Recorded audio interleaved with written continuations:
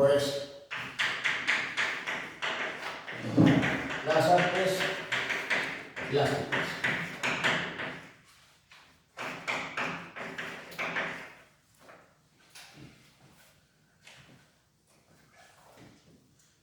Bueno, pues si hay un acontecimiento que vino a marcar el desarrollo de la pintura, del mosaico y de otras artes plásticas en el arte bizantino, fueron las llamadas luchas iconoclastas.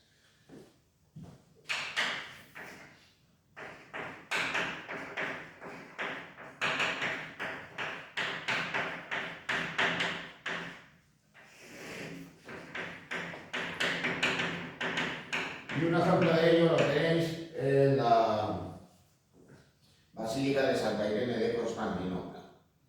Cuando pensamos en una iglesia bizantina, pues nos estábamos imaginando pues, unas iglesias decoradas completamente con mosaicos, como pudieran ser las iglesias de Rávena, y sin embargo, pues ahí lo que observáis es que simplemente hay una cruz en el ábside.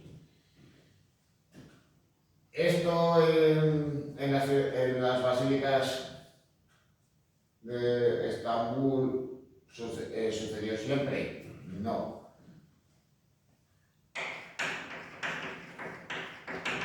Pero durante una época de la historia del Imperio Bizantino,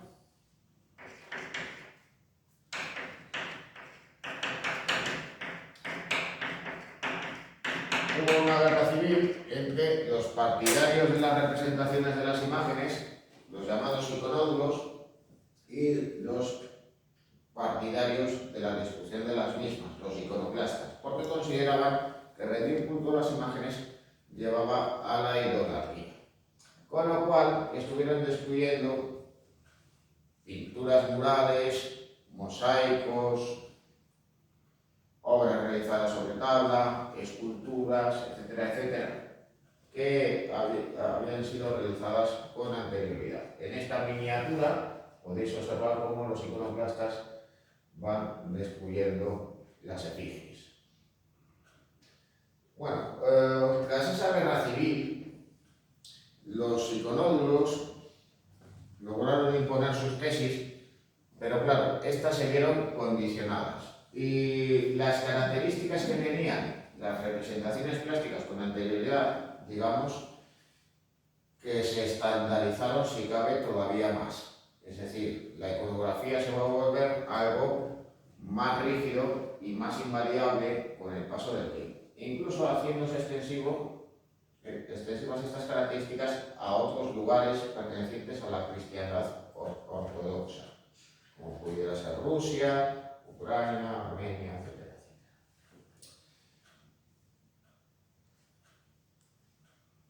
Bueno, luego también hay que pensar una cosa. Nosotros tenemos una mentalidad un tanto errónea, pensar de que en el mundo bizantino pues simplemente lo que hacían era pintar iconos, realizar mosaicos, etcétera, etcétera. Sin embargo, las manifestaciones suntuarias y las realizaciones de obras de todo tipo estaban al corriente del día. Se llevaban a cabo miniaturas en los libros que se ilustraban por aquel entonces, que evidentemente pues, venían a ser equiparables en cuanto a la calidad de las ilustraciones a lo que se hacía por aquel entonces en Europa, en el resto de Europa. Y claro, también había que señalar otra cosa, y es que se realizaban libros sobre textos religiosos, como pudieran ser los llamados salterios. Pero también había obras de temática profana, textos literarios, ensayos científicos, etcétera, etcétera. Aquí veis esta ilustración sobre una planta. De todos modos hay que señalar una cosa. Cuando vemos una ilustración de este tipo, casi estamos pensando pues, en las ilustraciones de los botánicos del siglo XVIII, del siglo XIX, y esta es mucho anterior. Es del siglo VI.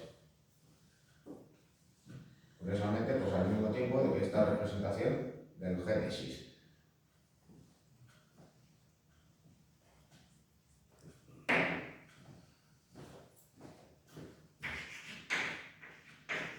No obstante, esto no impidió el desarrollo de la miniatura.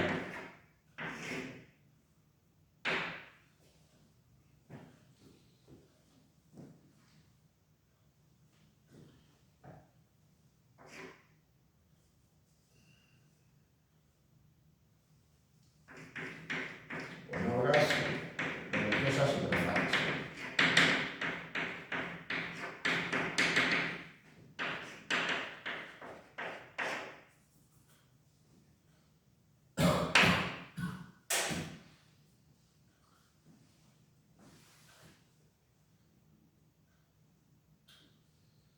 Bueno.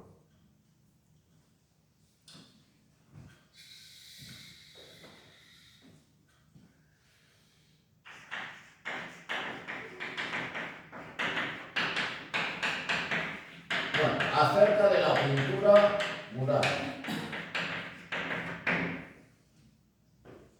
Pues no deja de ser curioso, en la época del ocaso del Imperio Bizantino es cuando tenga lugar su desarrollo.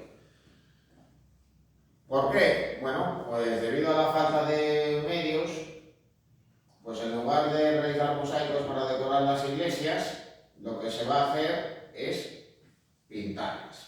Se van a pintar los muros, se van a pintar las bóvedas y se van a pintar las cúpulas. Así que su desarrollo coincide con la tercera edad de oro.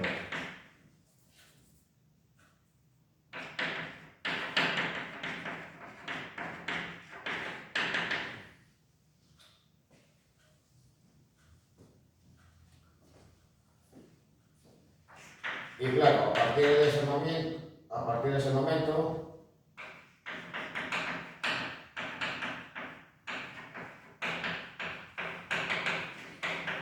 los templos ortodoxos van a estar decorados así.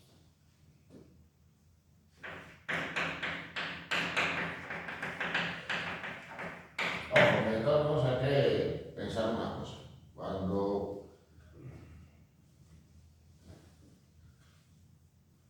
Cuando la gente acude a los monasterios que se encuentran en Grecia, cuando acuden a Meteora, cuando acuden a Mizcar, y observan las pinturas murales, pues estas no datan exactamente de esa época, son algo posteriores, corresponden a la etapa de la dominación turca. Así que claro, en el siglo XV, en el siglo XVI, pues en el siglo XVII, pues los murales que nos encontramos en estos edificios pues datan de esta época. Pero que la pintura mural se había iniciado como tal en el siglo, a finales del siglo XIII, en el siglo XIV y continúa luego en los años siguientes.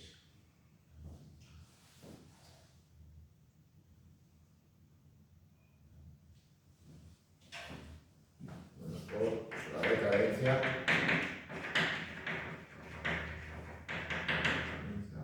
cultural reemplazó a los mosaicos.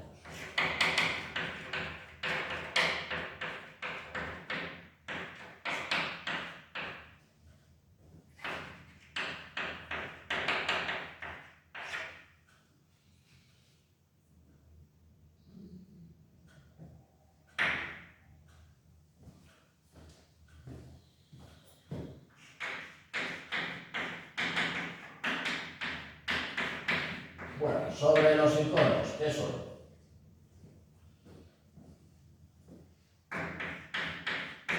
Pues son pinturas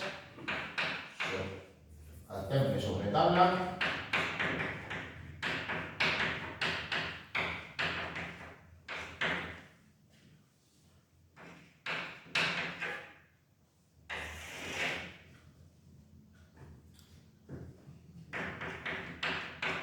con láminas de oro o en ocasiones de plata.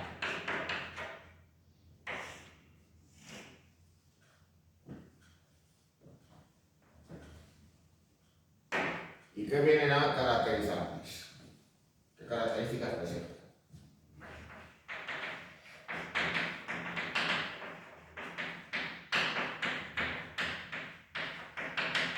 Pues porque presentan una iconografía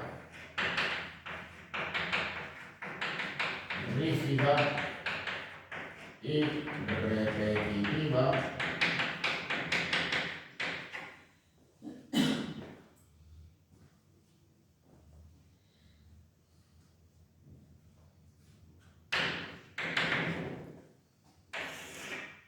sin referencias espaciales.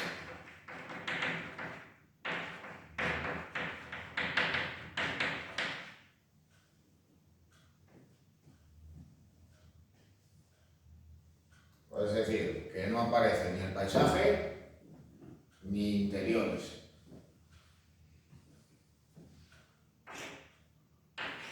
Los fondos son planos.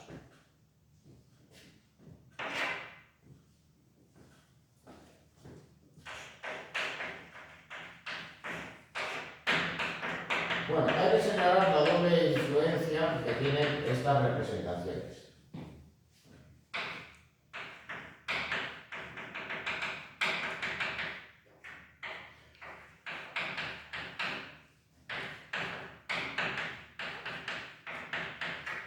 Cuando estamos pensando en los iconos bizantinos, estamos pensando en los iconos de la cristiandad ortodoxa, los iconos rusos,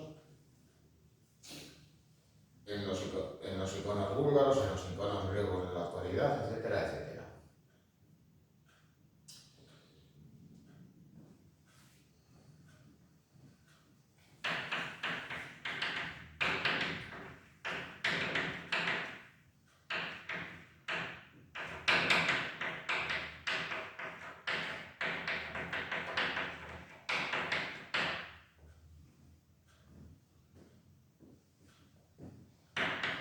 Bueno, pero sobre todo hay que reseñar también otra cosa, y es que en la Europa occidental, en la Europa católica,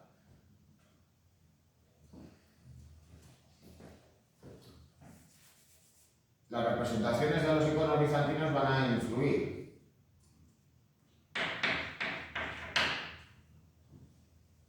Y sobre todo,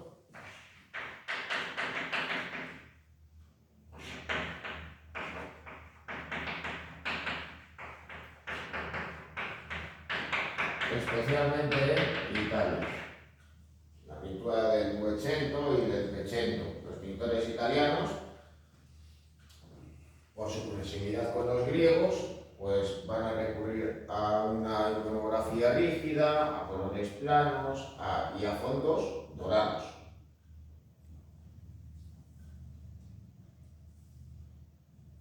Bueno, pues aquí hay figura del Trecento, pero sería más bien en realidad en el Novecento con pintores tales como Cimabue.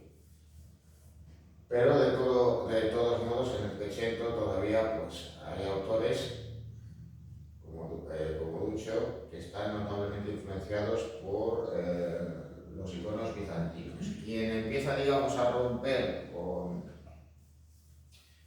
esa influencia y realizar una pintura más naturalista, que va a ser predecesora de las formas del Renacimiento, va a ser Giotto.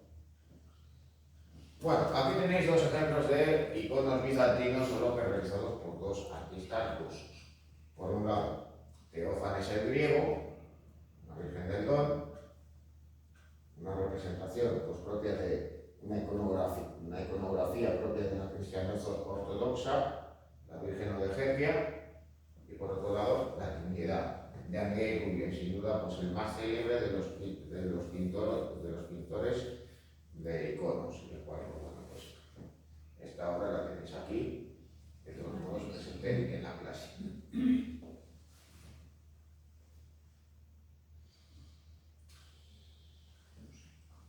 Bueno,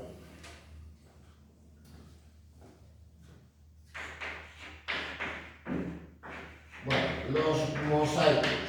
Bueno, lo primero que hay que recordar, ¿qué eran los mosaicos?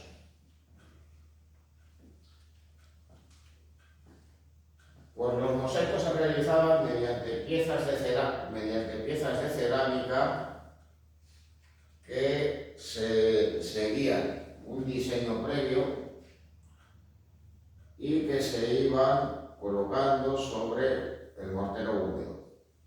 Así, pues cada una de esas piezas formaban una suerte de puzzle realizado con millones de piezas. Hay que señalar pues una diferencia con respecto a los mosaicos romanos. Estos mosaicos no estaban destinados a los suelos. Y al no destinarse a los suelos, pues podía utilizarse otro material con otra finalidad.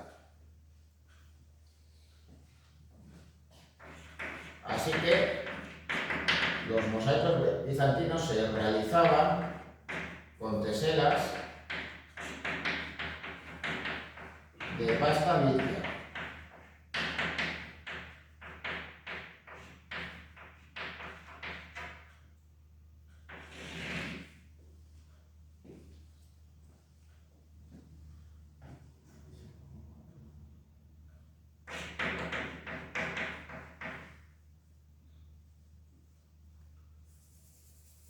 Eso sí,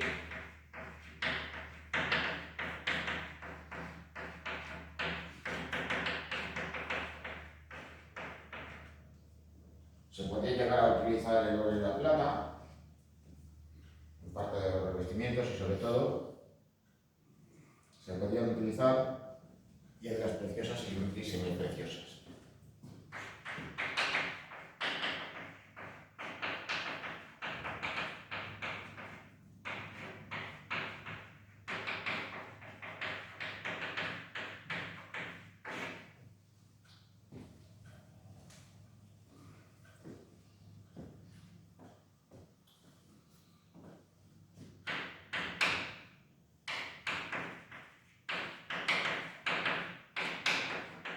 Bueno, también se llega a incorporar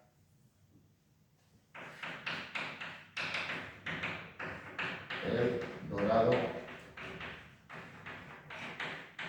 en los fondos.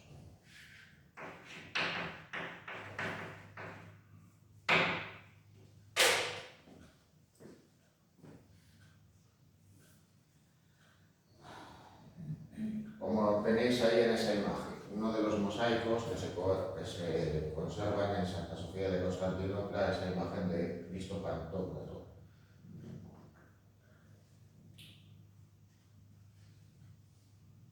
Bueno, ¿para qué servía?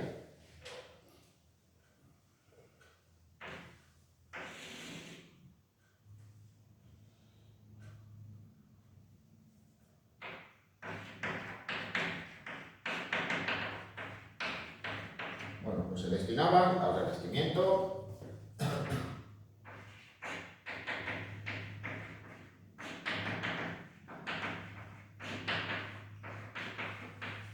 de muros, bóvedas y cúpulas.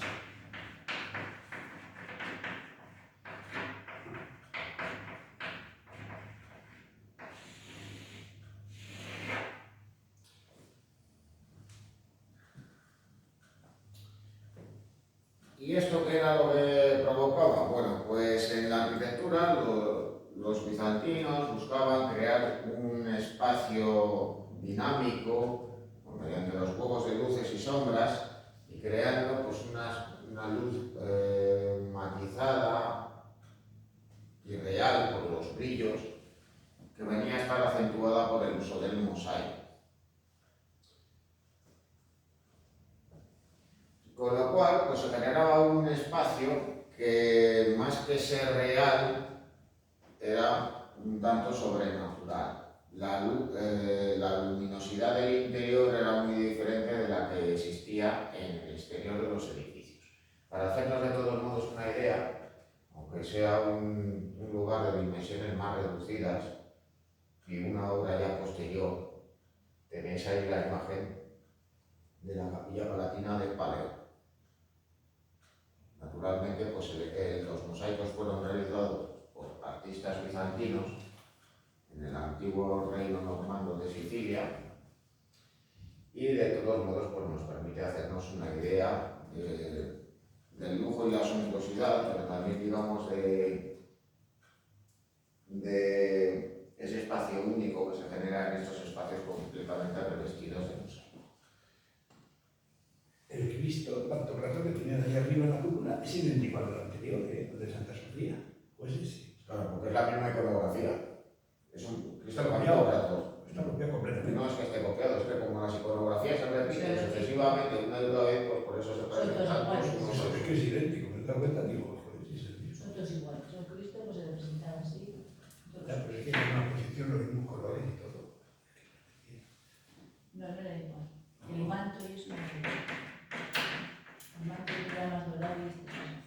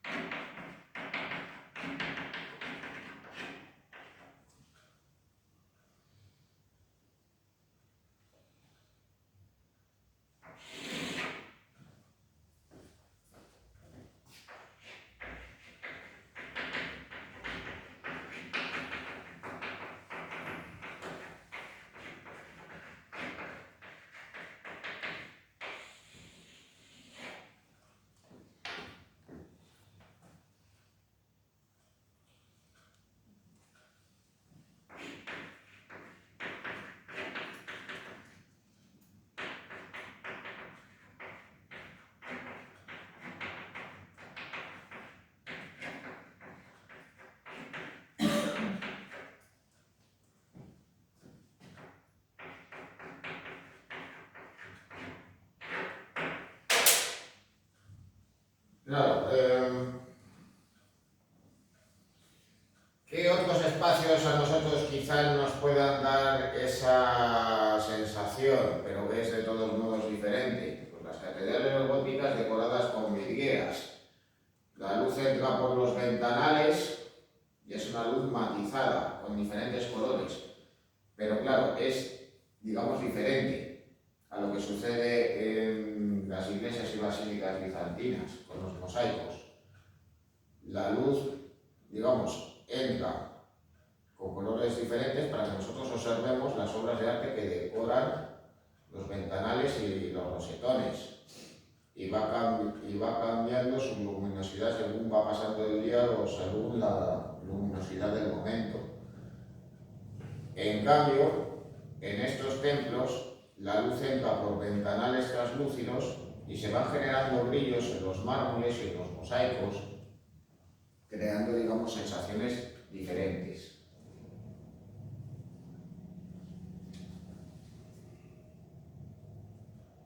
Ya viendo pues una imagen de Santa Sofía, hasta cierto punto nos podemos hacer una idea de cómo, digamos, el espacio se altera y se genera una atmósfera única. Bueno, ¿cómo son estas representaciones? ¿Qué viene a caracterizarlas?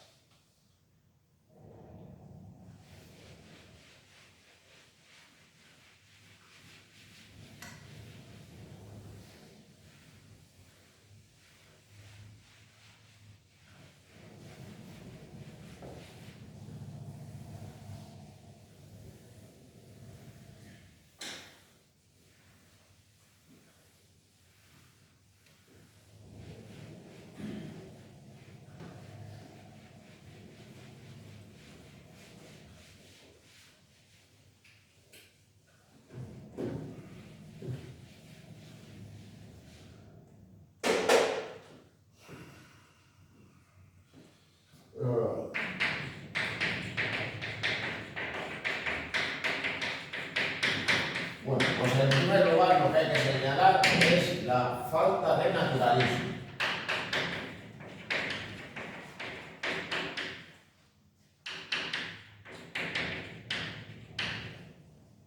Incluso pues, cuando se hacen referencias espaciales al paisaje, pues no nos parece un paisaje real o una arquitectura, digamos, real.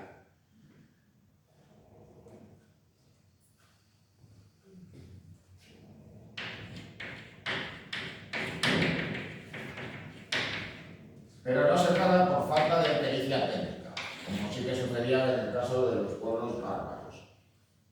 Es debido a un proceso de abstracción y simplificación de las formas, con influencia del arte oriental y del arte paleocristiano.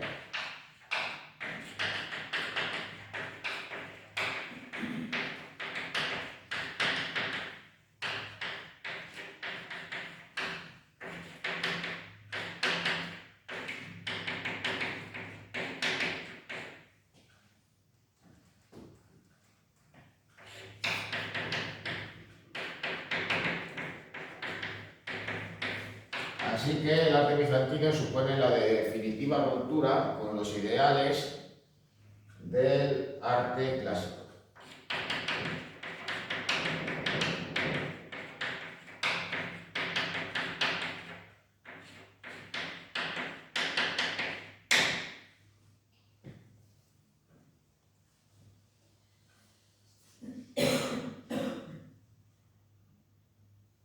Así de hecho es lo que sucede pues, en esta representación en la que aparece este Cristo Pantocrator con dos medallones, por un lado la Virgen y por otro lado, si no recuerdo mal, San Gabriel.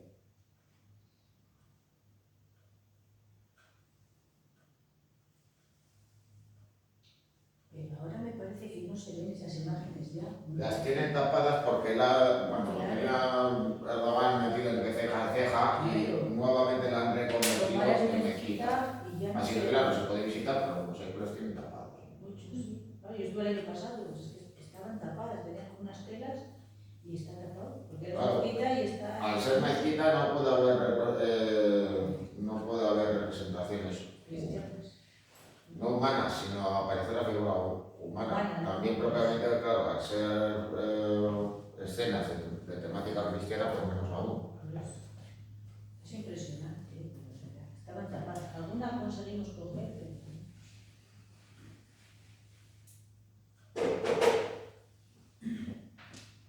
En el caso de todos modos, también hay que señalar otro aspecto, y este sobre todo vendría a ser relevante en la primera edad de oro. Y es el desarrollo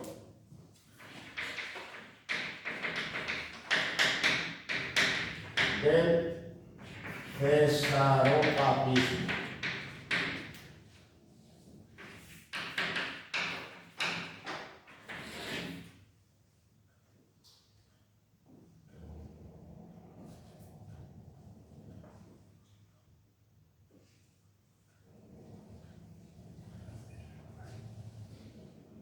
Es decir, la equiparación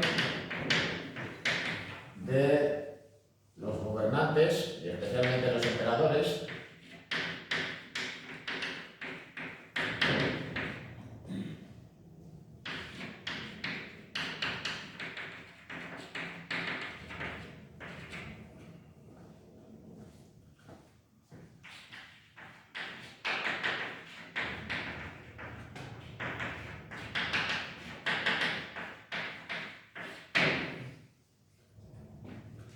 en unas ocasiones pues aparecen pues, los propios gobernantes, incluidos los gobernantes, junto a la Virgen, junto a Cristo, junto a los santos, muy habitualmente realizando ofrendas. Viene a ser, en cierto modo, pues los predecesores, en el caso de estas representaciones, de la figura de los donantes medievales y renacentistas.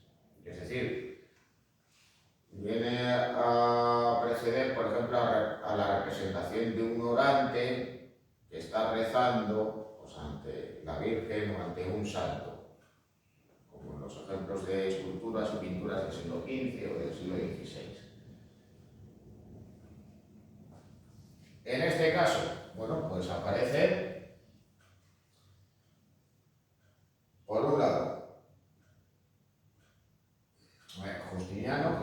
Constantino y por otro lado Constantino realizando una donación. En el caso de Justiniano, pues presentándole la propia basílica ante la representación de la Virgen. Luego además, otro elemento propio del cesaropapismo.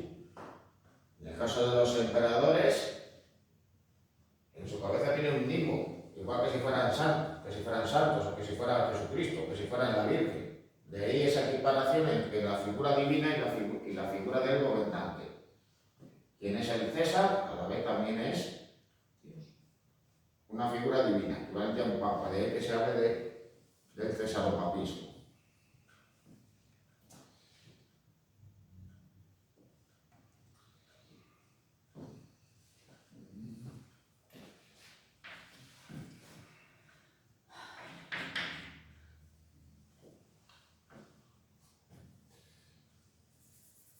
Bueno, hay que señalar también la inexpresibilidad de las figuras.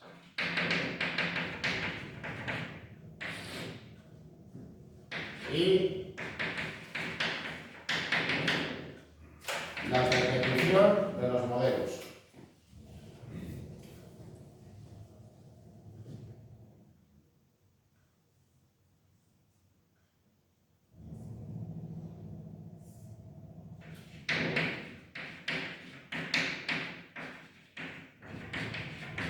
Así que se dan de la mano dos cosas. Por un lado, el hieratismo, los personajes no sabemos qué es lo que sienten, si alegría o pena, si frío o calor. Pero esa repetición de los modelos va acompañado también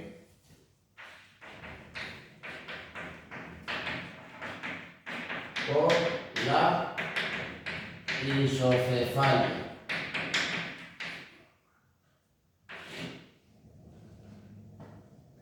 Es decir, que las representaciones estén presentes las cabezas a la misma altura. Lo observamos perfectamente aquí, ¿no? Mosaicos de San Apolinar el Nuevo de Rávena. En esta procesión, en la cual, pues, San Apolinar va a hacer una ofrenda ante Cristo. Está acompañado por un cortejo de santos, que curiosamente pues sale del palacio de Justiniano en Rávena, y por otro lado esta procesión, encabezada por los Reyes Magos, que llevan sus presentes a la Virgen con el niño, y están acompañados por santas.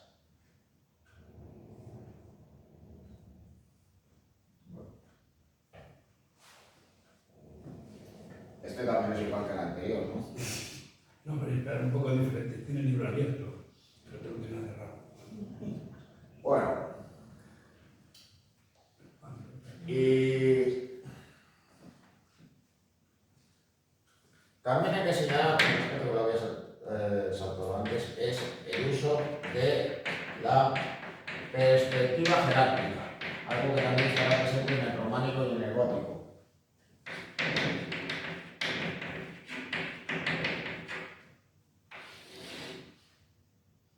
Es decir, que el tamaño de los personajes estará en relación a su importancia.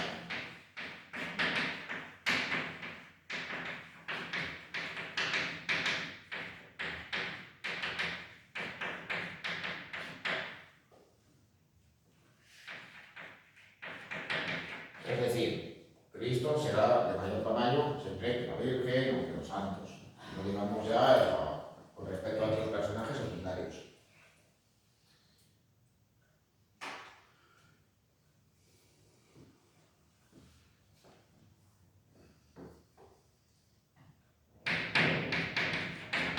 Ya todavía hay que señalar la repetición de los modelos iconográficos, que van a incluir lo siguiente.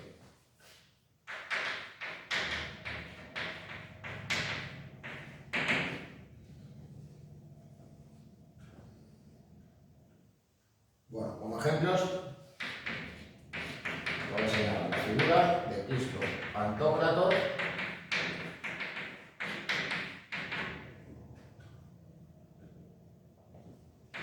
con el Tetramorfos o sin él.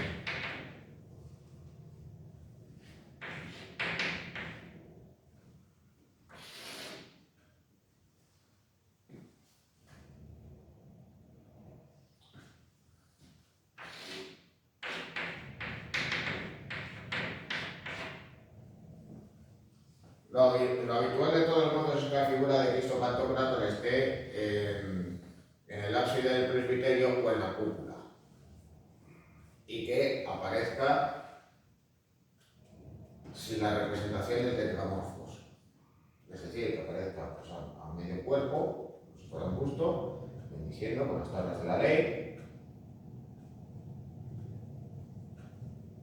que aparezca ya con cabellos largos, con barba y con el correspondiente equipo. Como observáis ayer en el mosaico de la catedral de Cefalù, en Italia. Esas letras se repiten en todo el nombre. IC, XY o algo así. XC. XC. Significa algo, que lo veis también en la... Creo que quería decir principio y fin.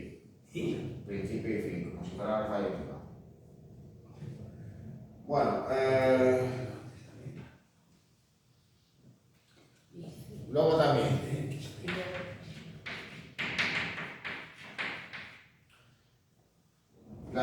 las representaciones de la Virgen.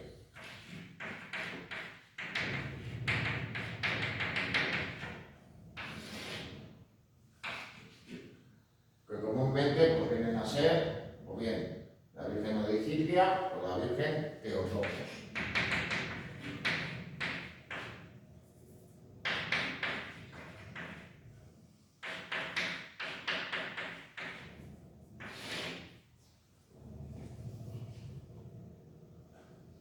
Bueno, y es que se diferencia una representación de la otra, que de todos modos pues, también pudieran incluir, por ejemplo, las representaciones de la llamada de Esis.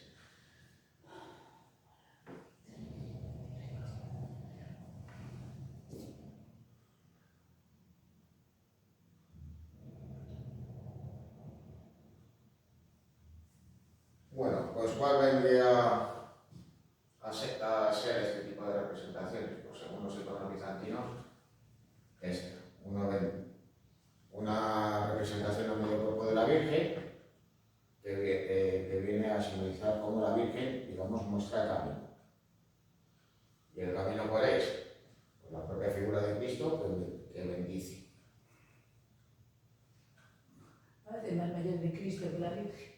Bueno, eso entra dentro de esos convencionalismos de los iconos y de la pintura medieval que representan pues, al niño Jesús de una manera un tanto natural, de una manera antinaturalista, con rasgos más propios de un adulto que de un joven. Incluso pues, pintores tan detallistas y aparentemente tan realistas como Van Eyck hacen precisamente eso en su obra.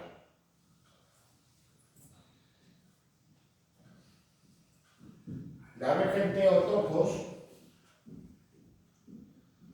es diferente y es lo que nosotros denominaríamos como Virgen Trueno.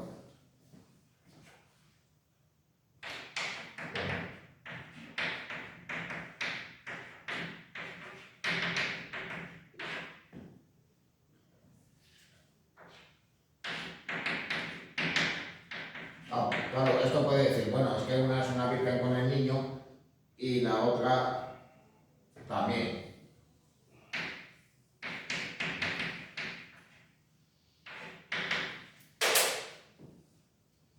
Pero mientras que en la anterior, digamos, hay una cierta comunicación y unas posturas, digamos, más evidentes, en el caso de la Virgen Trueno, la Virgen Teotokos, la Virgen está sentada y tiene sobre sus rodillas a Cristo. Es decir, que ella está entonizada, pero a su vez sirve de tono a la figura del niño Jesús, que habitualmente, por cierto, aparece bendiciendo.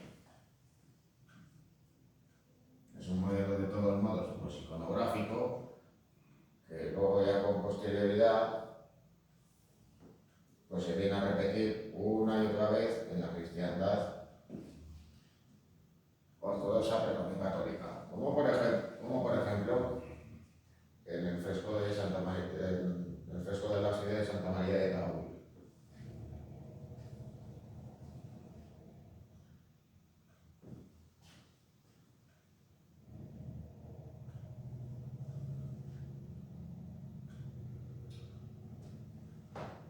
Bueno, desde luego que no van a ser las únicas representaciones. Van a estar presentes pues, representaciones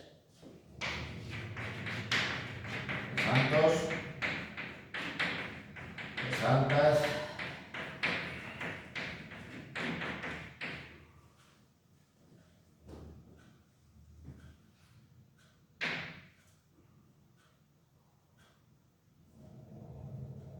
también escenas bíblicas.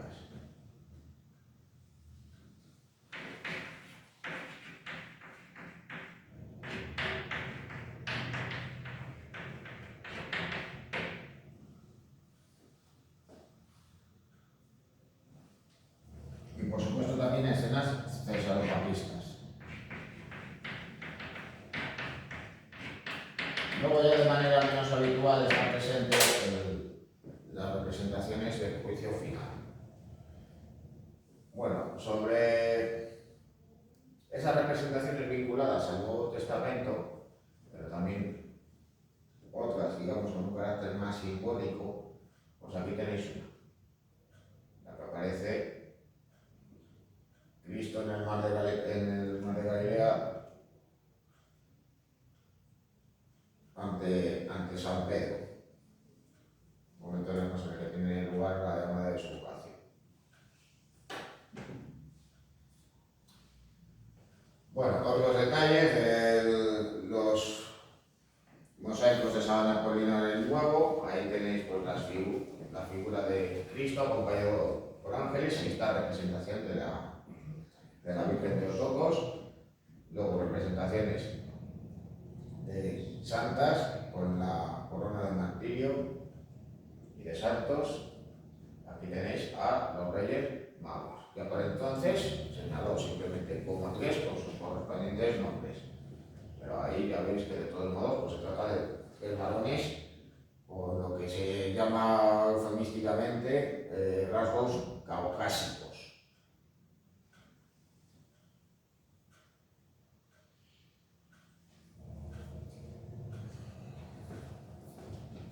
Bueno, obras que vamos a destacar dentro de los mosaicos bizantinos.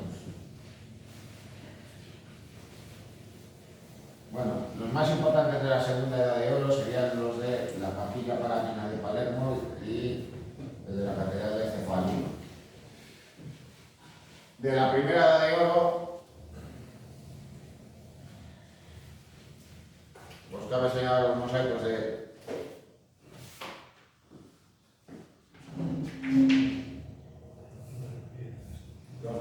la propia Santa Sofía de Constantinopla,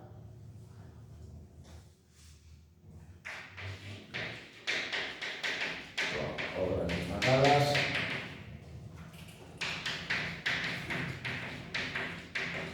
Bueno, en primer lugar,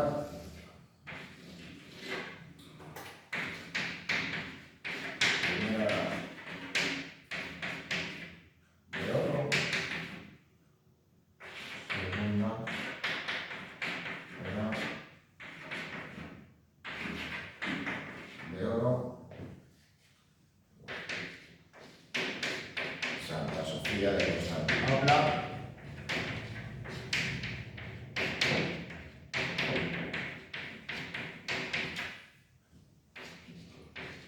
San Apolinar el Nuevo,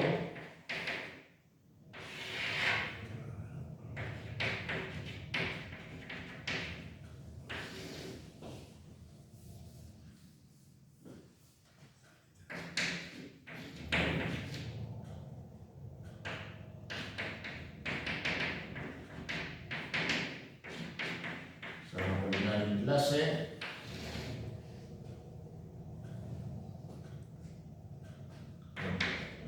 de santos,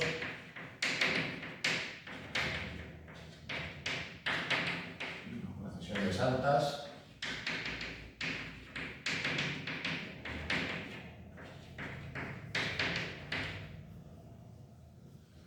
de San Apolinar en clase, pues cabe señalar el ábside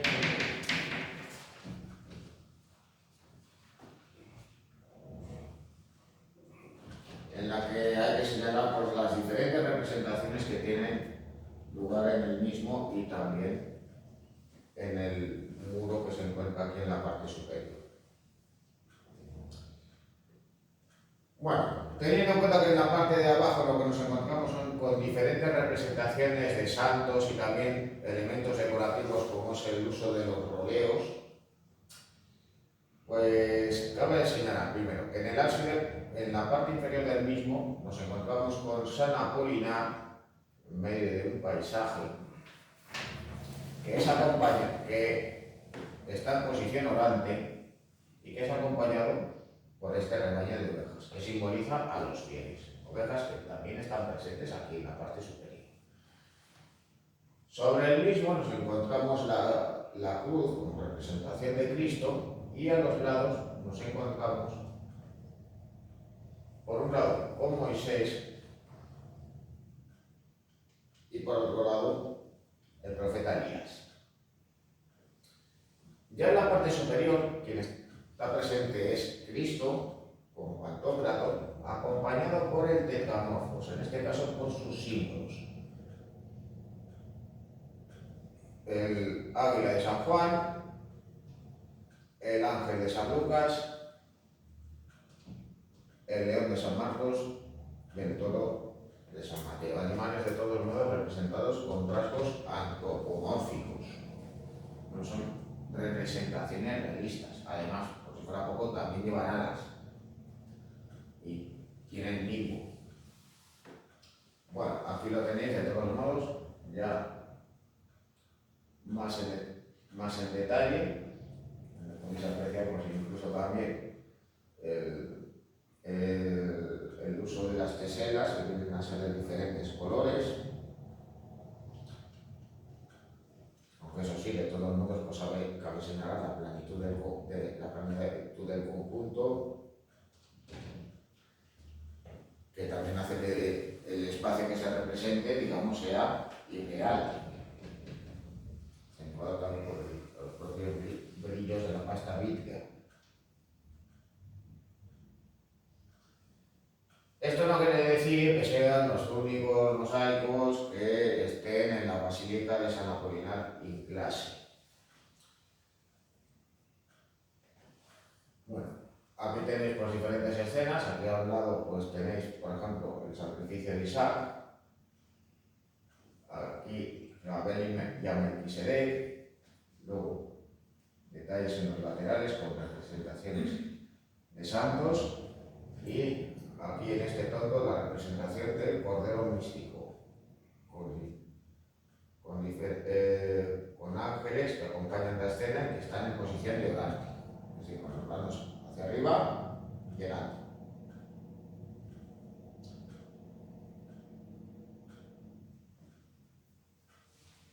Bueno.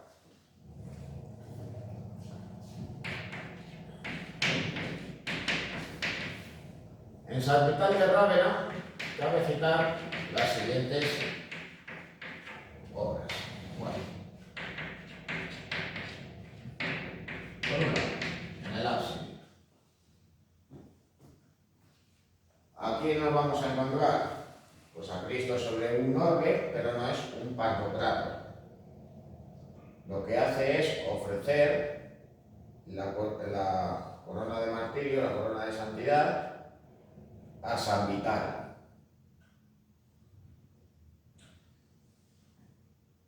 Los libros de la ley, en este caso, aparecen enrollados. Pero de todos modos también hay elementos, digamos, propios de la representación de Cristo Pantocrator, como el hecho de aparecer sentado, no en este caso sobre un trono, sino sobre un orbe. También tiene el limbo que se acompaña con una cruz, para que la identificación iconográfica sea más sencilla, porque claro, a alguien le puede llevar al despiste actualmente el hecho de ver a Cristo sin barba. Bueno, ¿y qué otras figuras acompañan a la escena? Pues dos ángeles y la figura de este personaje, el obispo Ecclesio, que es quien ofrece la basílica a Jesucristo. Es decir, estaría dentro de esas representaciones cesaropapistas donde los personajes poderosos se equiparan a las figuras con santidad.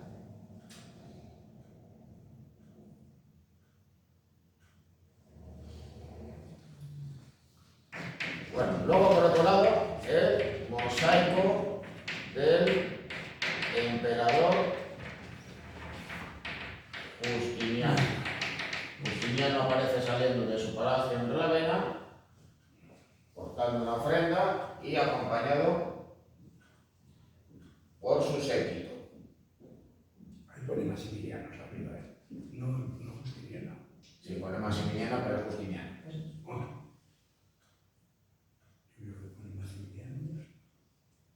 Bueno, el caso es que, ¿qué reconocemos? Pues el hieratismo de los personajes que aparecen todos con la misma postura, al frente, mirando al espectador, con las cabezas a la misma altura.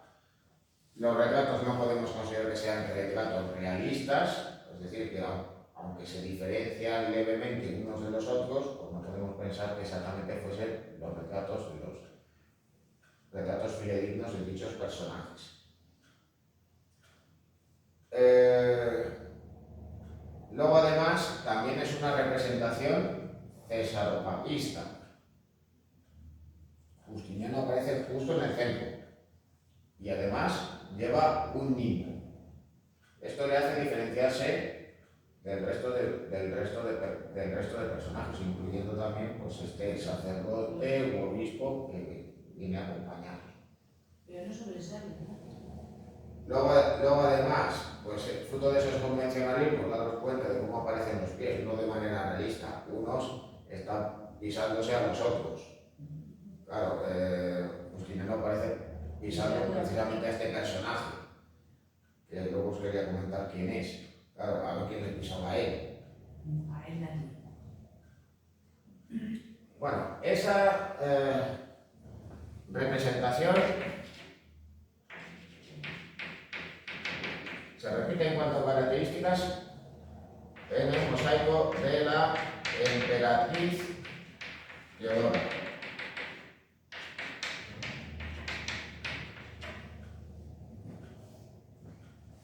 Es acompañada por un séquito de hombres y mujeres, donde también está presente la isocefalia, aunque de todos modos hay una ligera variación. Las mujeres son algo más bajitas que los hombres, con la salvedad naturalmente de la propia emperatriz. Destaca levemente en altura que también está rodeada por un niño.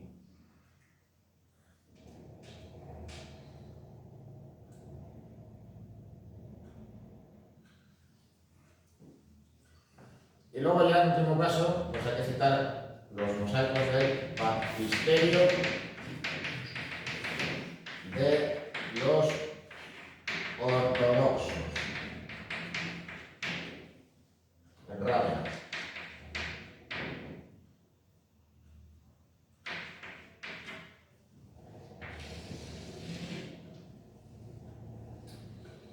En Rávena hay dos edificios que se construyeron por más o menos en la misma época con la misma finalidad. Por un lado, el baptisterio de los ortodoxos, el baptisterio que eligieron los bizantinos, y por otro lado, el baptisterio de los arianos, el baptisterio que levantaron los ostrogodos. Bueno, pues en este caso pues nos encontramos con una representación en la cúpula donde aparece el bautismo de Cristo. Y la escena pues viene a estar acompañada también por diferentes figuras de santos, dispuestos de manera radial. Hay que señalar que en el arte medieval, y esto pues lo veremos más en el arte románico, las figuras se adaptan al marco arquitectónico. Y las artes plásticas, de manera creciente, se van a someter a la arquitectura, se van a destinar a decorar los edificios. Con lo cual se tienen que adaptar al medio arquitectónico. Las figuras, debido al lugar en el que se emplazan, van a tener una disposición, tamaño y forma determinadas. Bueno, de la segunda edad de oro, pues a ver, las obras que he señalado antes, pues la capilla, la Palatina de Palermo,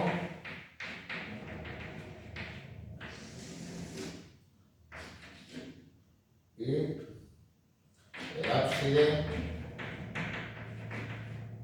de la catedral de Cefalú.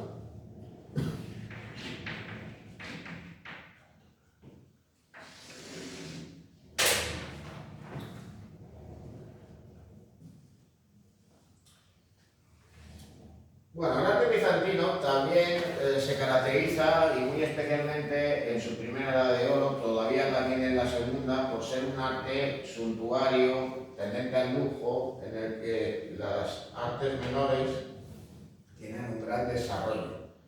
En buena medida también porque se considera que lo suntuario guarda relación con la liturgia. Esto es algo en el cual el arte oriental tiene una gran influencia. Pero por otro lado, estos actos litúrgicos vinculados a este tipo de objetos que hoy denominaríamos como de lujo, también estarían relacionados con los propios rituales dentro de la corte.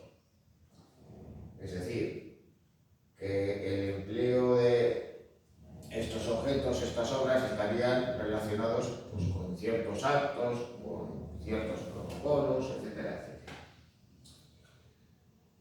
¿Qué trabajos, digamos, van a destacar? Pues los vinculados, por ejemplo, con el marfil.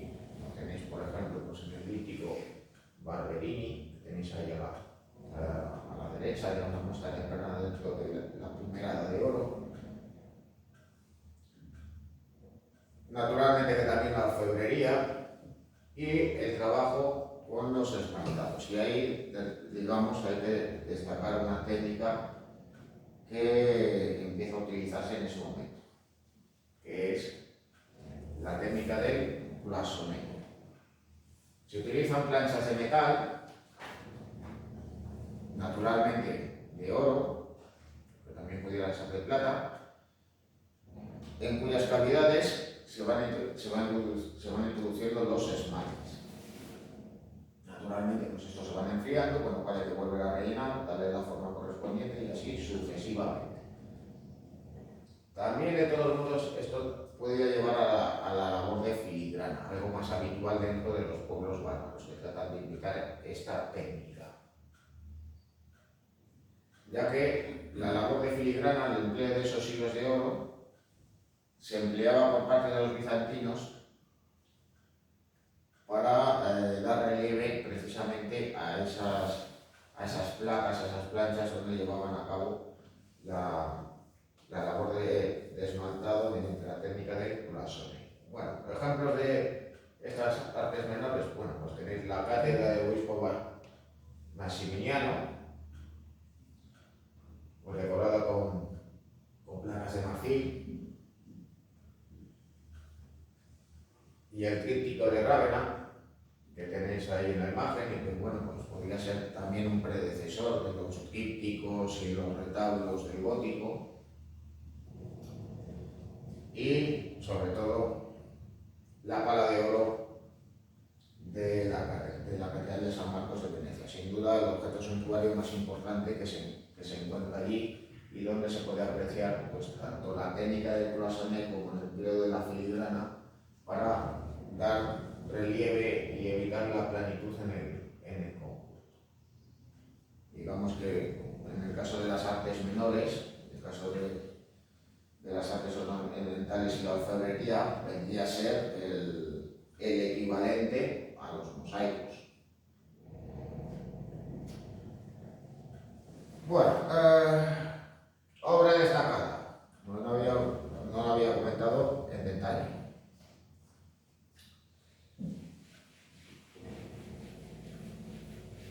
Santa Sofía de Constantinopla.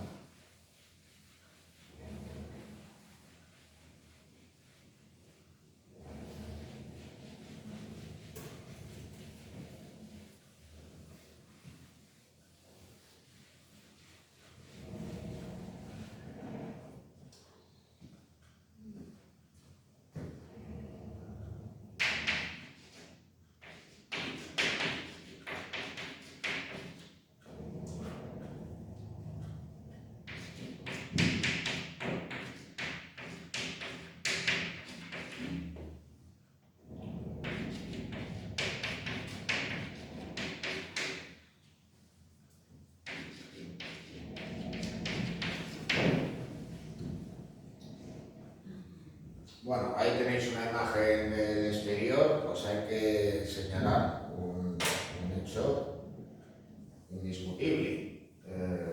Y es que la mezquita, tras la caída de Constantinopla, se convirtió en mezquita. Con lo cual, pues se llevaron a cabo añadidos posteriores, destacando pues en el exterior 4 minaretes sobre las esquinas. Yo me imagino que uno o alguno de ellos pues será visitado por los turistas y les dejará subir allí pues, para realizar unas vistas sobre el conjunto y sobre la ciudad. Yo no subí. Imaginas. Bueno, ¿qué decir del edificio? Bueno, pues curiosamente esta construcción de un enorme tamaño y de una gran complejidad técnica se levantó en tan solo 5 años. Y venía a reemplazar a una basílica paleocristiana. Justiniano, pues en buena medida con esta construcción, que formaba parte del conjunto palatino de Constantinopla, lo que deseaba, pues en cierto modo, era construir el templo más grande de la cristiandad. De hecho, pues según la leyenda, con la conclusión de la basílica, él dijo: Salomón, te he superado. Así que el templo de Jerusalén, digamos que era lo que él tenía en la cabeza. Bueno, el templo, de todos modos, ¿qué características tiene?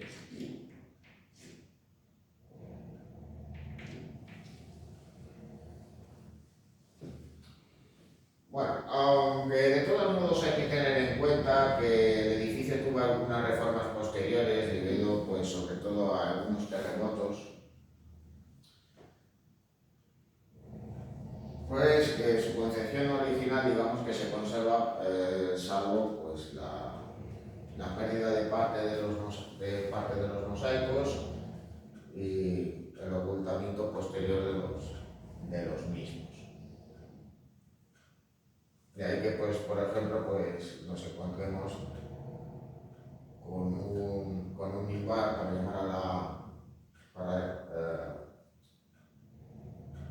llamar a la oración, no, para realizar las lecturas coránicas y las prédicas por parte del muezzin, y también pues estos enormes medallones con inscripciones en letras árabes.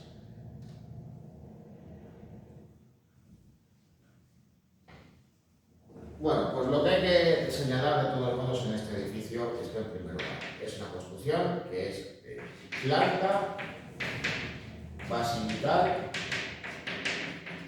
y centralizada.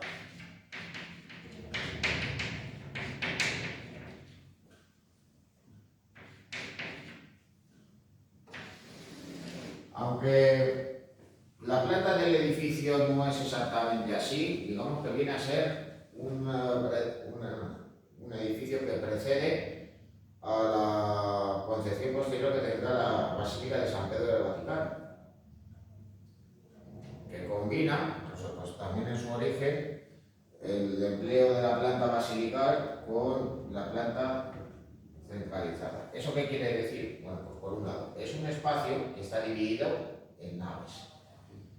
Y por otro lado es un espacio ordenado por una cúpula.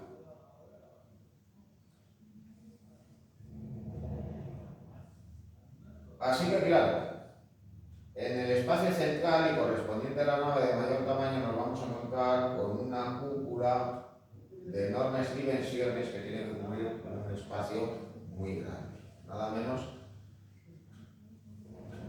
que de 56 metros de altura, y teniendo en cuenta que la basílica tiene más de 80 metros de largo y más de 70 de largo. Claro, la cúpula creo que cubre pues, un espacio de... Como un campo de fútbol. Bueno, la basílica es grande como un campo de fútbol. Y la cúpula viene a cubrir digamos, ese espacio teniendo en cuenta que está ligeramente vaída. No es una cúpula sobre tambor, aunque se abren ventanales.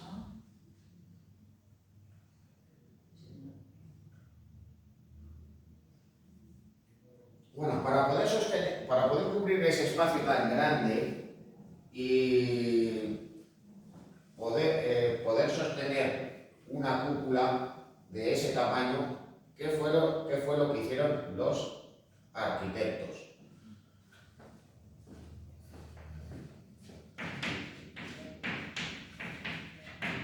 Bueno, pues en primer lugar, aligerar. Y eso pues no se conseguía solamente abriendo ventanales, porque claro, así la cúpula era más ligera, pero por otro lado también quitas materiales para que se sostenga. Pero claro, para ello ¿qué había que hacer? Pues diseñarla ligeramente vaída, como la cúpula del Panteón de Roma. Y en segundo lugar, había que utilizar materiales ligeros.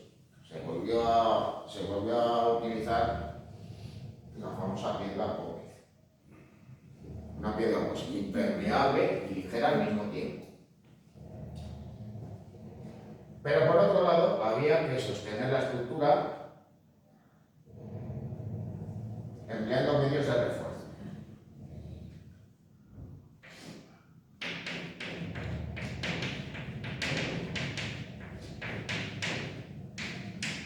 Bueno, para descargar su peso se van a emplear bóvedas de horno,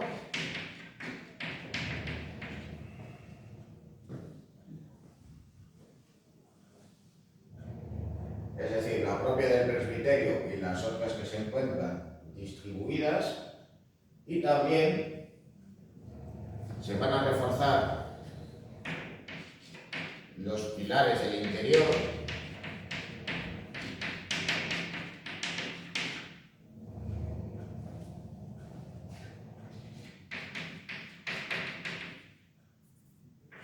y luego ya en el exterior se van a utilizar contrafuertes.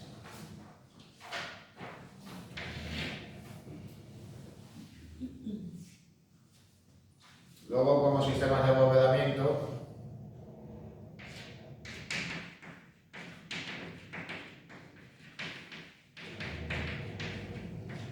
se emplearon la bóveda de cañón y la bóveda de arista.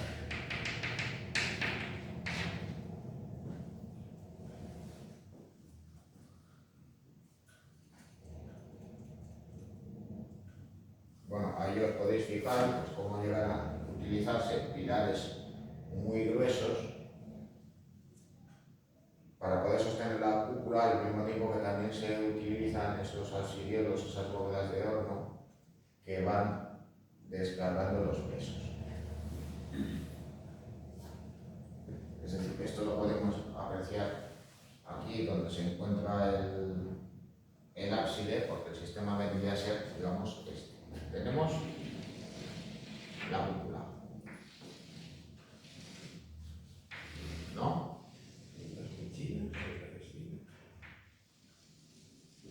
Pues esta se viene a descargar también así, con una bóveda de horno, una cúpula de cuarto de esfera, que a su vez descarga en otros 3 ábsides. En la parte opuesta sucede más o menos lo mismo.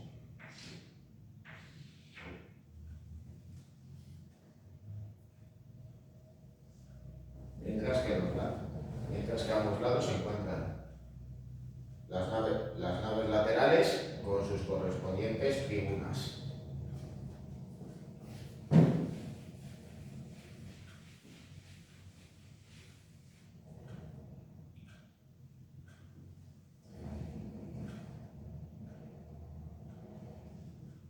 Bien, estas serían las naves laterales, son ellas.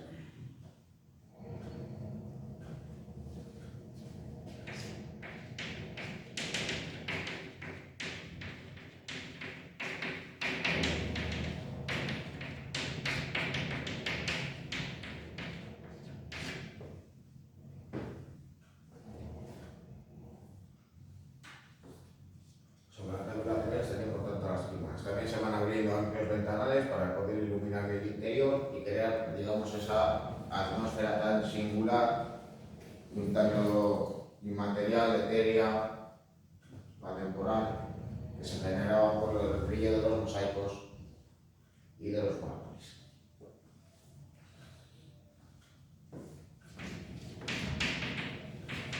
Leo amplios ventanales, también la cúpula, mosaicos y mármoles.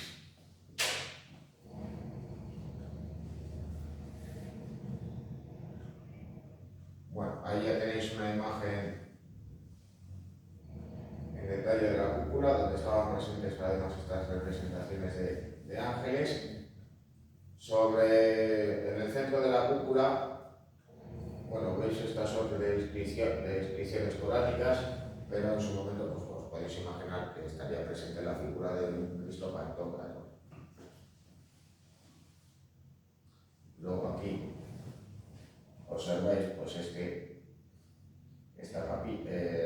ábside donde está presente un mosaico con la Virgen, una Virgen Teotocos.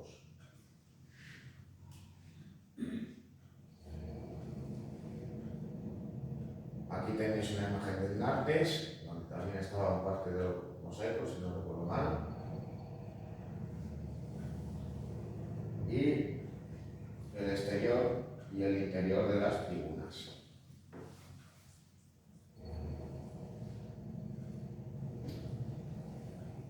Bueno, luego ya en detalle, pues lo que podéis observar aquí, también se puede observar por parte de los mosaicos, no siempre son figurativos, también son decorativos. Tenéis aquí este capitel, que ya no es un capitel inspirado por las formas clásicas, se trata de un capitel prismático, con esa forma de pirámide truncada e invertida, aunque curiosamente pues, incorpora un elemento propio de la arquitectura griega, las volutas.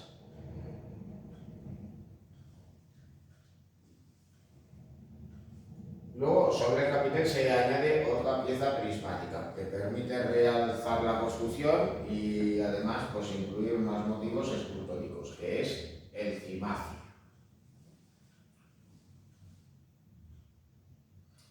Bueno, y con esto pues hemos terminado lo que es el arte bizantino.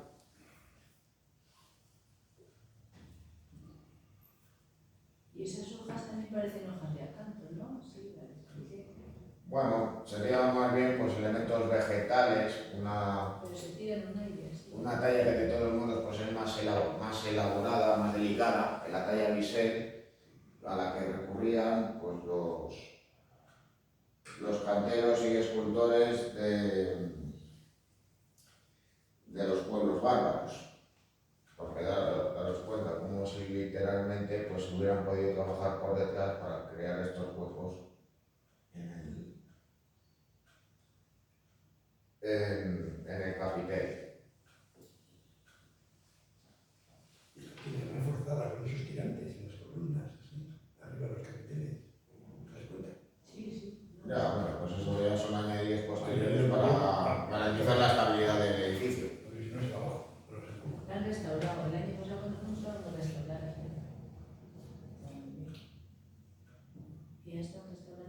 Purificación.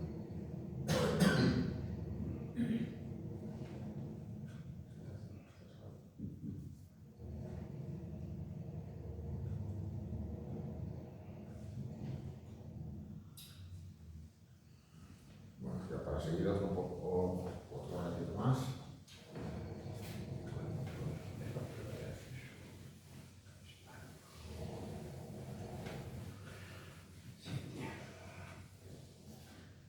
Prueba de acceso libre a la Universidad para mayores de 25 años, porque es esto del arte, arte hispánico de los siglos 7 y X. Bueno, tenéis más de 25 años, ¿no? Creo. No sé. Pues ¿Tiene más de 25? 26, Yo he 27. cumplido, yo hacía, Hola. hace poco cumplí 25 años. ¿Hay alguna vez curso de para mayores de la universidad? Bueno, yo que estoy impartiendo yo los martes por la tarde. Obviamente lo que son los contenidos. Hay muchos. Mucha gente. Bueno, ya es un éxito. Pues sí, tampoco sé. A veces que ni salen alumnos, no en eso, sino en nada. Bueno, ¿qué hay que hablar en primer lugar? Pues de la Edad Media. La Edad Media es la etapa de la historia de la humanidad que abarca desde la caída de Roma hasta el descubrimiento de América, aunque hay otros que señalan que la edad contemporánea se inicia precisamente con la caída de Constantinopla en el año 1453. Bueno, ¿cuál es el inicio de la Edad Media? Las llamadas invasiones bárbaras. El Imperio Romano no pudo soportar la presión de sus vecinos, de los pueblos germánicos y eslavos, y estos acabaron invadiendo sus fronteras y sus territorios. De todos modos, eso no supuso que Europa alcanzara la estabilidad. Se crearon diferentes reinos que lucharon entre sí y que a duras penas estaban estabilizados. Y pese a que apareció el Imperio Carolingio como continuador del Imperio Romano de Occidente, lo cierto es que entre los siglos VIII y X tendrán lugar nuevas invasiones en Europa, los musulmanes en el sur, los magiares o húngaros en el este y centro de Europa. Hay que tener en cuenta que era un pueblo que originariamente procedía de Asia Central.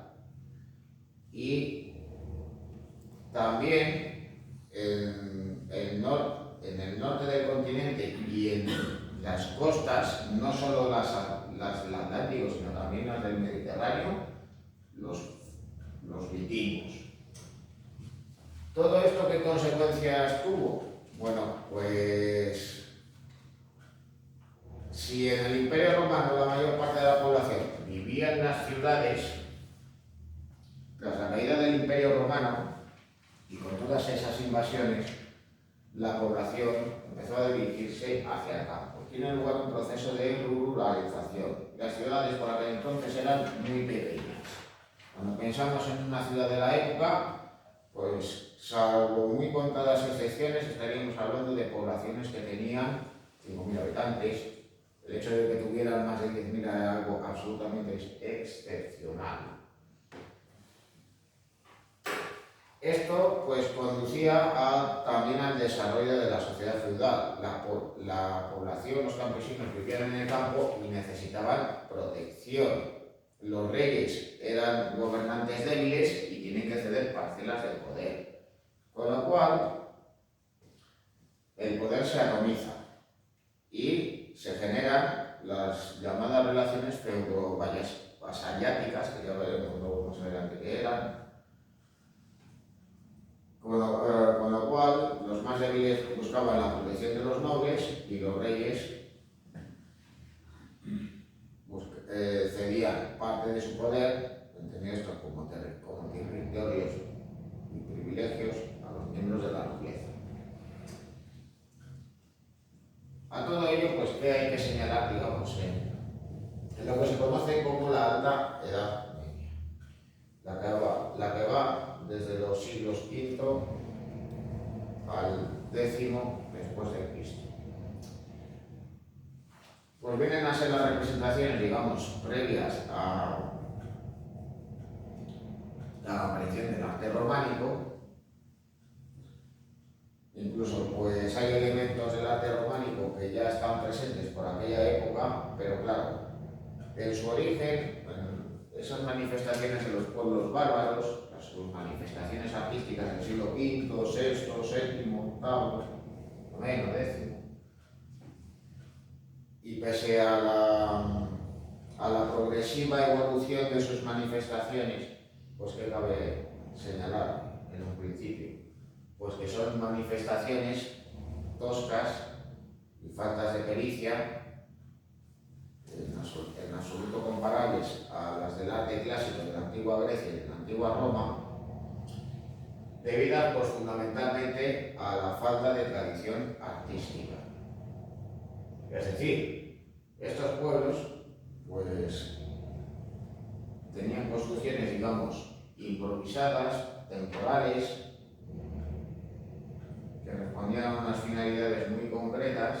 Al llegar a los territorios del Imperio Romano de Occidente, van a llevar a cabo construcciones más modestas y que en cierto modo vienen a ser una suerte de quiero y no puedo.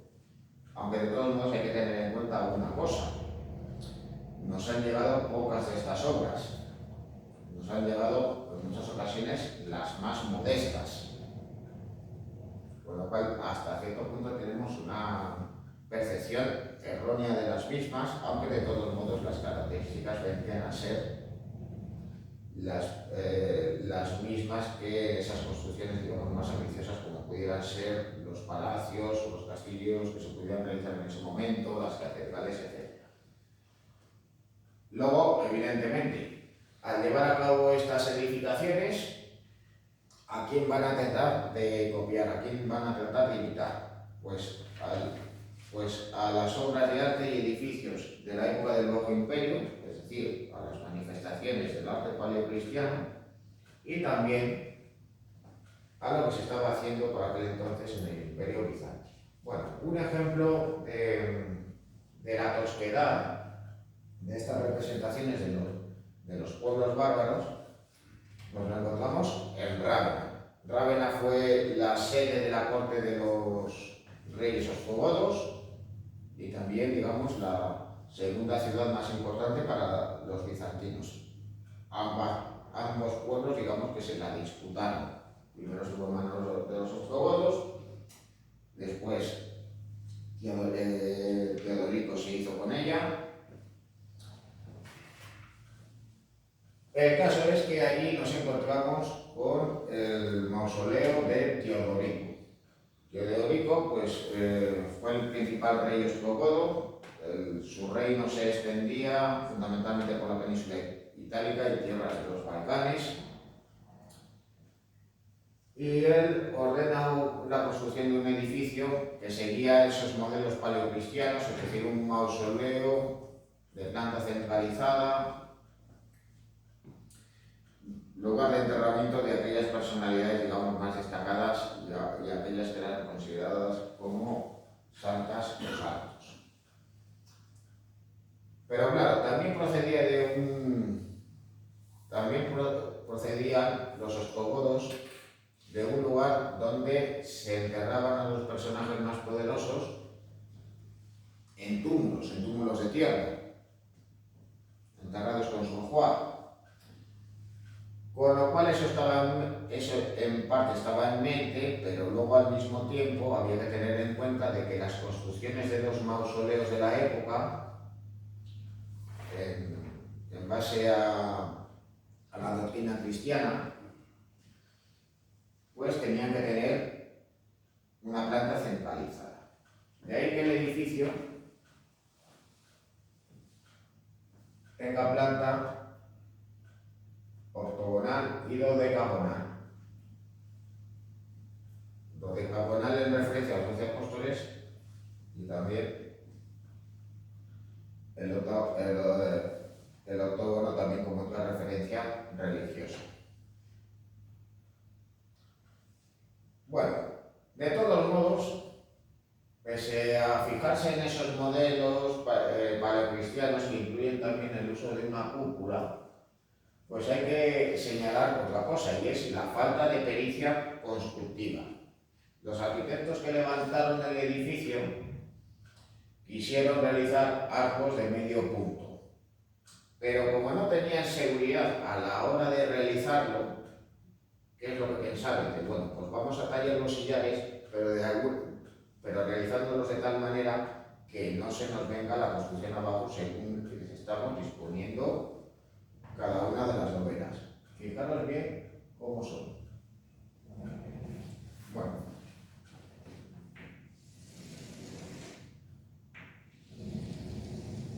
¿Qué es lo que diseñó el arquitecto?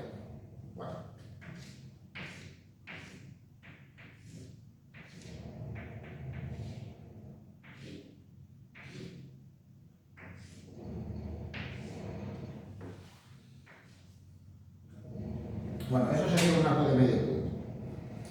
Pero en el mausoleo de Teodorico, para asegurar la construcción, las dovelas tienen esta forma, como si se fueran engarzando unas con las otras.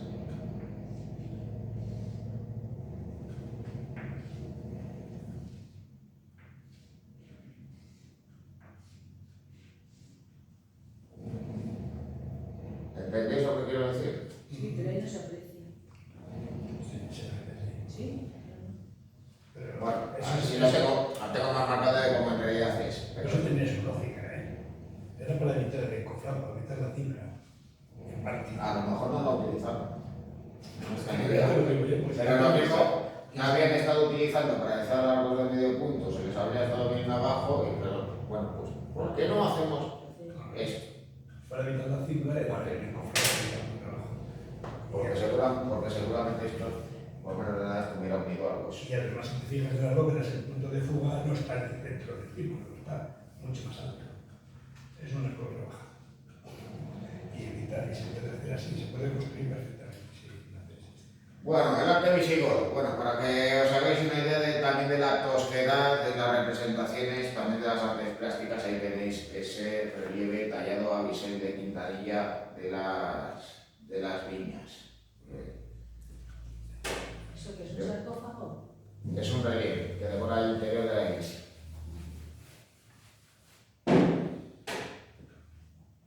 Arte visigodo.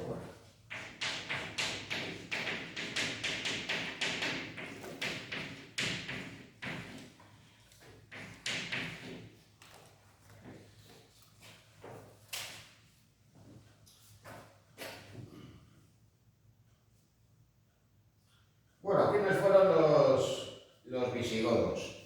Los visigodos eran un pueblo germánico procedente del norte de Europa, de la península escandinava, que a diferencia de otros pueblos bárbaros estaba más romanizado. Se habían asentado a finales del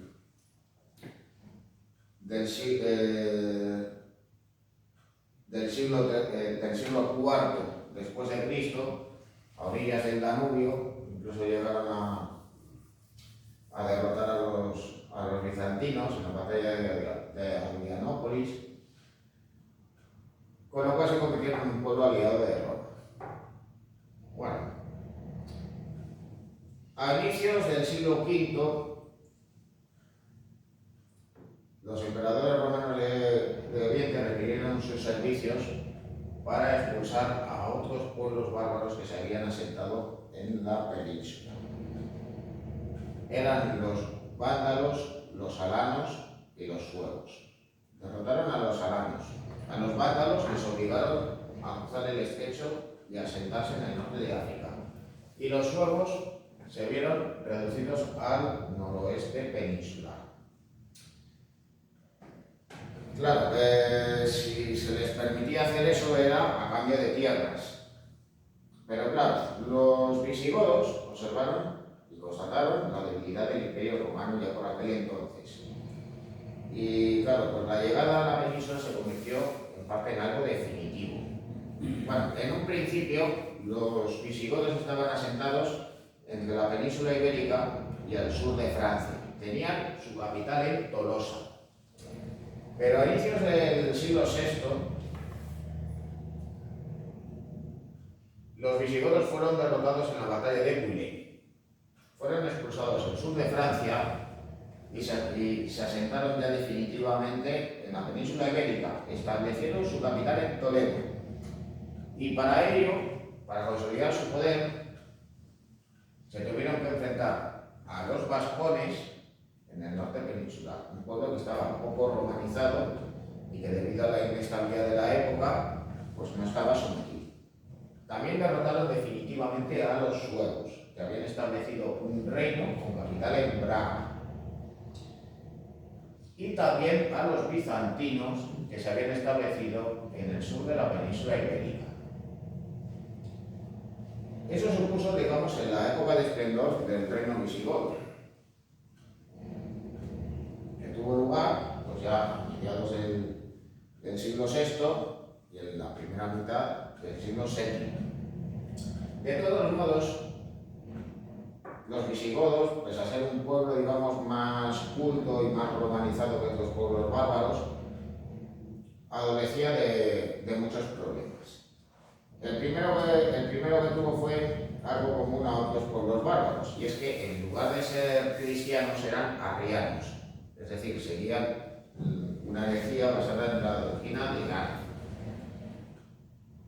Claro, la mayoría de la población era cristiana, con lo cual, pues, esta difícilmente podía ser sometida si los reyes no lo eran.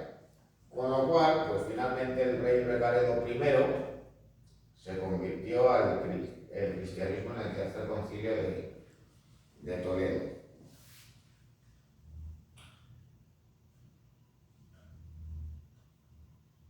Luego, por otro lado, también estaban las propias disputas internas dentro del reino visigodo, porque la monarquía no era hereditaria. Tras la muerte del rey, se procedía a nombrar a otro monarca, con lo cual eran muy comunes los asesinatos y las conspiraciones. En unas ocasiones, los monarcas lograban imponer a sus hijos como sucesores. En otras ocasiones, no lo consiguieron. Así, ya en el cambio del siglo, del VII al VIII, el reino visigodo estaba en medio de esas crisis debido a las disputas sucesorias. Así que, claro, el rey Witiza propuso como sucesor a su hijo, que creo recordar que se llamaba Gila. Sin embargo, los nobles estaban en contra de él, y tras la muerte de Witiza, la corona recayó en don Rodrigo o Roderigo. Pero claro, aún así, este se vio sometido, digamos, a presiones y a conspiraciones. Hay que tener en cuenta que por aquel entonces los musulmanes ya habían llegado al estrecho, ya habían, digamos, intentado una suerte de invasión justo a finales del siglo. Con lo cual, bueno, y esto de todos modos, en cierto modo, forma parte de la leyenda. Ante las disputas que había en esa época, pues, el conde don Julián, el gobernador de Ceuta, no se sabe muy bien si era un gobernador bizantino o visigodo, probablemente lo primero, que tenía disputas con don Rodrigo, según la leyenda, pues porque había violado y asesinado a su hija, pues invitó al gobernador del norte de África, Balí, a cruzar el estrecho y a participar y a combatir al rey, inmerso en esas disputas que tenían en esa época. Tuvo lugar tras esa invasión la batalla de Guadalete, en la cual don Vigo fue derrotado. Y fruto de esa debilidad que tenía el reino visigodo, pues los musulmanes de Tarik y de Muja ocuparon en muy pocos años la península ibérica, desapareciendo por tanto el reino visigodo. Bueno, con esto lo vamos a dejar hoy. Bueno.